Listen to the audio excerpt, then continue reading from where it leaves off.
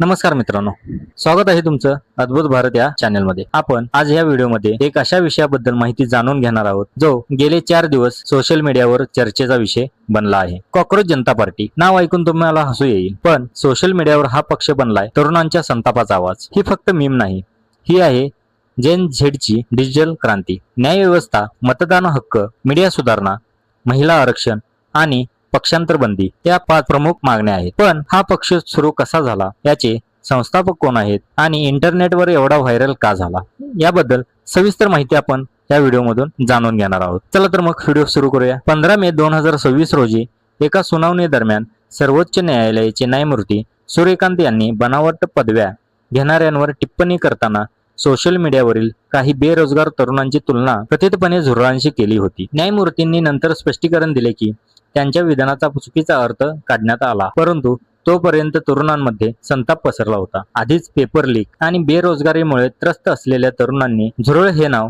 उपरोधाने स्वीकारले आणि 16 मे 2026 रोजी या डिजिटल पक्षाची स्थापना झाली।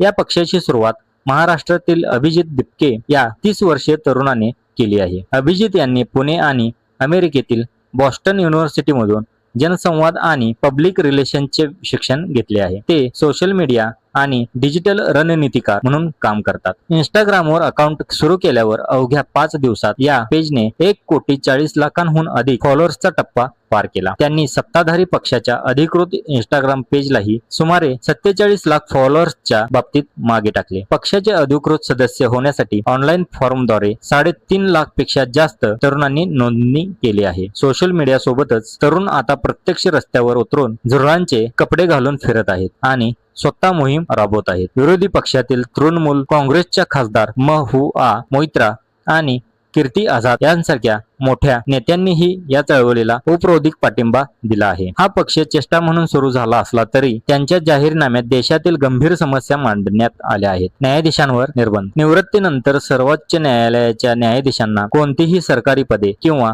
राज्यसभेची जागा दिली जाऊ नये। मतदार हक्क, निवडणूक यादीतून वैध मतदारांचे नाव गायब झाल्यास ती देशद्रोहासारखी गंभीर कायदेशीर चूक मानली जावी। महिला आरक्षण, संसद आणि केंद्रीय मंत्रिमंडळात महिलांना 50% अनिर्वय आरक्षण मिळावे। मीडिया सुधारणा, उद्योगपतींच्या मालकीच्या मुख्य प्रवाहातील वृत्तवाहिन्यांचे परवाने रद्द केले जावेत। पक्षांतर बंदी, निवडणूक झाल्यानंतर पक्ष बदलणाऱ्या आमदार आणि खासदारांवर 20 वर्षाची निवडणूक बंदी घालावी। या पक्षाच्या वाढत्या प्रभावामुळे 21 मे 2026 रोजी मोठी कारवाई करण्यात आली। संस्थापक अभिजित दिपके यांनी माहिती दिली आहे की कायदेशीर तक्रारीनंतर कॉकरोच जनता पार्टीचे एक्स ट्विटर अकाउंट भारतात ब्लॉक करण्यात आले आहे। तर मित्रांनो, तुम्हाला हा व्हिडिओ कसा वाटला कमेंटमध्ये नक्की सांगा आणि तुम्हाला ह्या व्हिडिओ मधील माहिती आवडल्यास आपल्या व्हिडिओला लाईक, शेअर आणि चॅनेलला सबस्क्राईब नक्की करा। तर हा व्हिडिओ जास्तीत जास्त तरुणांपर्यंत पोहोचावा हीच इच्छा। चला तर मग भेटूया पुढच्या व्हिडिओमध्ये।